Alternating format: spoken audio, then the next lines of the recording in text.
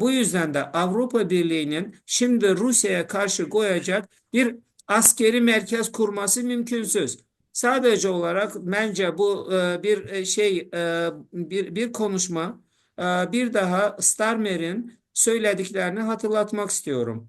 ABD olmadan biz bir şey yapamayız ve Avrupa Birliği ülkeleri de ABD olmadan bir şeyler yapamayacaklar.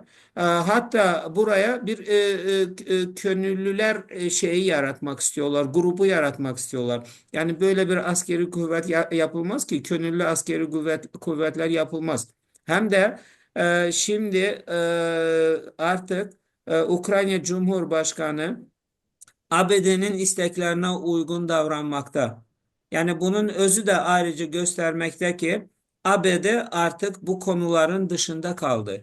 Ve bu ABD, Avrupa Birliği, kusuruma bakmayın, Avrupa Birliği ülkeleri bu konuşmaların, bu tartışmaların dışında kaldı ve Donald Trump hem de Vladimir Putin kendi aralarında direkt, yani bir ara buluculuğu olmadan kendi aralarında konuşmaya başladılar. Bu çok önemli. Bu da dünyanın dengesini tam olarak değişti.